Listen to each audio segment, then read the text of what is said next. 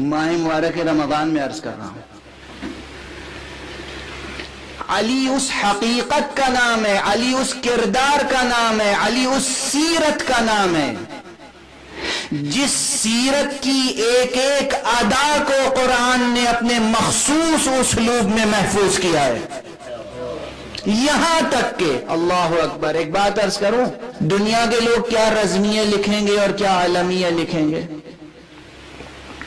کہتے ہیں نا اردو زبان میں سب سے بڑا رزمیہ لکھا میر انیس نے، مرزا دبیر نے رزمیہ مرثیے لکھے رزم کربلا کے حوالے سے۔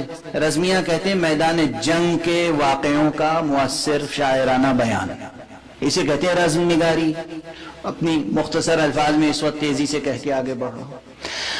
عالمیہ جس میں المناک ٹریجڈی، المناک واقعات پہ نظم لکھی جائے وہ عالمیہ ہے۔ رزمیہ جس میں جنگ کا بیان ہو۔ امیر المومنین کی زندگی میں جنگیں بہت ہوئی تو امیر المومنین کی جنگوں کا بیان بھی قرآن مجید نے عجب عجب انداز سے کیا ہے، یہاں تک کہ یہ شرف صرف علی ابن ابی طالب کو ہے۔ اللہ نے قرآن مجید میں بہت سی چیزوں کی قسم کھائی ہے، سورج کی قسم کھائی ہے، چاند کی قسم کھائی ہے، تین کی قسم کھائی، زیتون کی قسم کھائی، ستاروں کی قسم کھائی، بہت سی چیزوں کی قسم کھائی، لیکن جس چیز کی بھی اللہ نے قسم کھائی ہے اس کی عظمت تو بن گئی نا اپنی جگہ، عظمت تو ثابت ہو گئی۔ اب ایک فہرست کو آگے بڑھاتے جائیے، کن کن چیزوں کی اللہ نے قسم کھائی ہے۔ جن چیزوں کی اللہ نے قسم کھائی ہے نا ان میں سے ایک یہ بھی ہے کہ اس پہ حیرت ہوتی ہے۔ جہاد کے لیے علی جب اپنا گھوڑا دوڑاتے ہیں، اس گھوڑے کی ٹاپ سے جو چنگاری نکلتی ہے اس کی خدا قسم کھاتا۔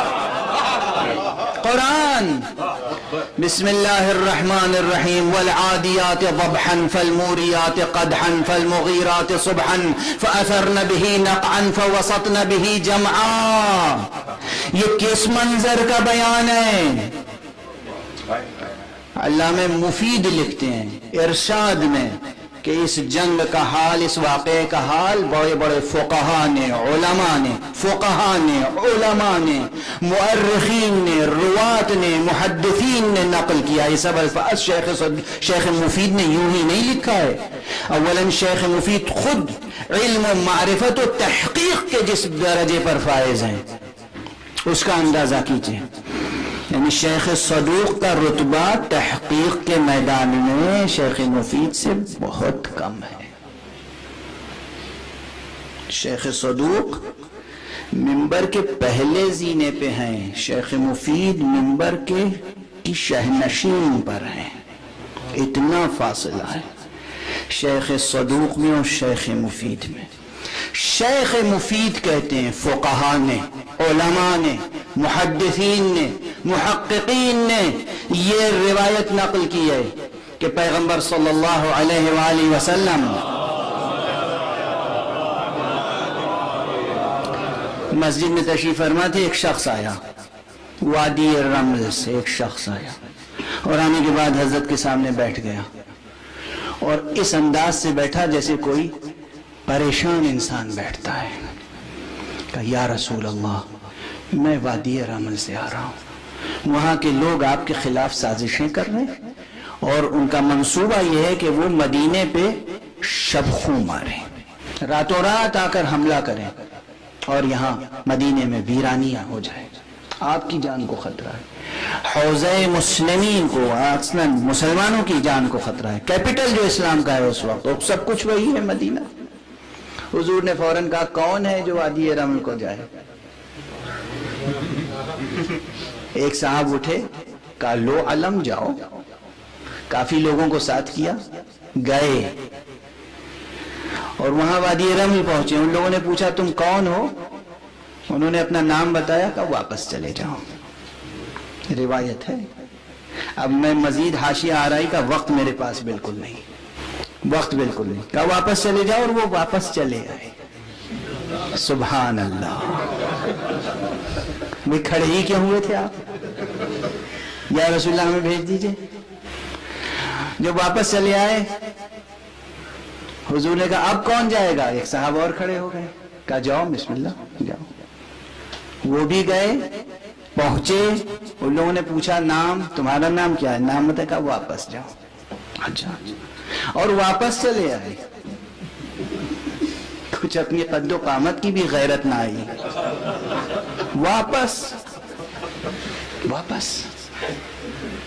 اب پیغمبر نے کہا کہ این علی ابن ابی طالب، کہاں ہے علی؟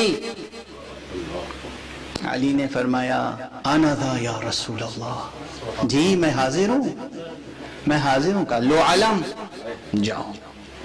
اس ایک روایت میں بہت سی چیزیں، مولا تشریف لے چلے اور درمیان میں جتنی نمازیں پڑھی ہر جگہ نماز بہت مختصر پڑھی، سورہ حمد کے بعد قل واللہ، سورہ حمد کے بعد قل اللہ، جتنی آیتیں جتنی رکعتیں پڑھی سب میں قل واللہ۔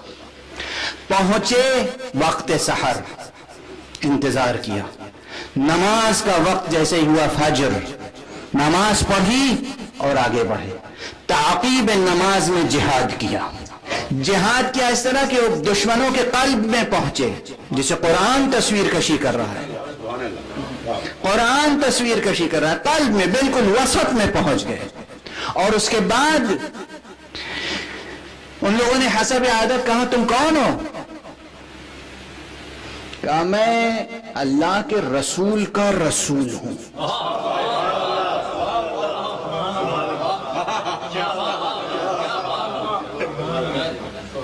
اللہ کے رسول کا بھیجا ہوں۔ کہا جیسے تمہارے پہلے دو ساتھی چلے گئے واپس، تم بھی جاؤ واپس۔ کہا میں وہ نہیں ہوں جو واپس جاؤں۔ تم کون ہو؟ کہا میں علی ابن ابی طالب ہوں۔ روایت کے الفاظ ہیں کہ نام علی سنتے ہی اضطراب برپا ہو گیا، اضطرب القوم، اضطراب برپا ہو گیا۔ جیسے اضطراب برپا ہوا، لیکن پھر بھی کچھ لوگ تھے شقی، انہوں نے جنگ کرنا چاہی، جنگ کی حضرت نے، جنگ کی۔ چند لمحوں میں چند افراد قتل ہوئے، باقی سب اسیر و سرنگوں ہوئے، سپر انداختہ، جو کچھ ممکن تھا غنیمت وہ بھی فوج اسلام کے ہاتھ لگا، اور علی فاتح و ظفر مند وہاں سے واپس آئے۔ یہاں پیغمبر آرام فرما رہے تھے، جناب ام سلمہ فرماتی ہیں پیغمبر سو رہے تھے، چونک کے اٹھے اور فوراً باہر نکلنا چاہا۔ جناب ام سلمہ نے کہا خیر تو ہے یا رسول اللہ، اس طرح سوتے سے چونک کے اٹھے؟ کہا جبرائیل نے کہا ہے علی آ رہے ہیں، میں ان کے استقبال کے لیے جا رہا ہوں، استقبال کے لیے جا رہا ہوں۔ اور صرف خود استقبال نہیں کیا، روایت کے الفاظ ہیں کہ تمام مسلمانوں کو جو مدینے میں موجود تھے بلایا، کہا دو صف کھڑے ہو جاؤ۔ اللہ، دو رویا دو صفوں میں کھڑے ہوئے، ادھر پیغمبر ہیں، دو صفوں میں لوگ ہیں، ادھر سے علی ابن ابی طالب تشریف لا رہے ہیں۔ کیا شان ہے استقبال کی، فاتح و ظفرمند علی کے استقبال کی کیا شان ہے۔ جب پیغمبر کو قریب آ کر دیکھا کہ پیغمبر کھڑے ہیں، علی فوراً گھوڑے سے اتر آئے۔ یہاں بھی یہ الفاظ روایت کے ہیں، علی جھکے پیغمبر کی قدم بوسی کے لیے، فوراً فرس سے اترے، گھوڑے سے اترے، اپنی سواری سے اترے اور قدم بوسی ہے پیغمبر کے لیے جھکے۔ پیغمبر نے سینے سے لگایا، پیشانی کو بوسا دیا اور کہا علی معلوم ہے تمہاری فتح مندی کی خبر مجھے جبرائیل دے گئے ہیں۔ اس کے بعد یہ سورہ سنایا، بسم اللہ الرحمن الرحیم، والعادیات ضبحا فالموریات قدحا فالمغیرات صبحا فاثرن به نقعا فوسطن به جمعا۔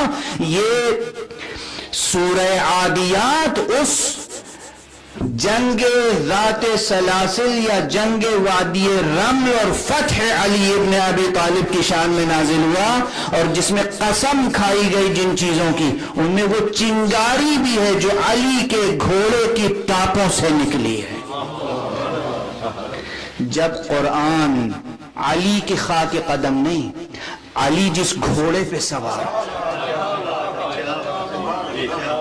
علی جس گھوڑے پہ سوار ہوں اس گھوڑے کی ٹاپوں کی چنگاری نکلے تو قرآن قسم کھائے ہم اس علی کے قدم کو اگر سرما بنائیں تو بدعت ہے۔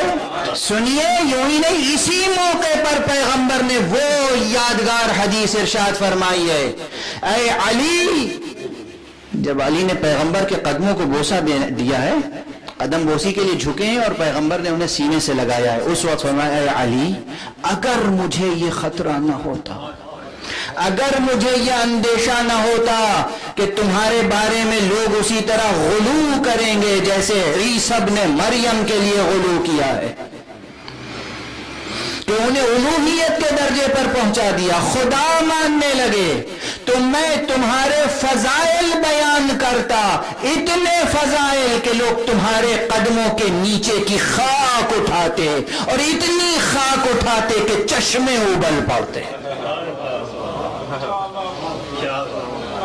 یہ ہے علی۔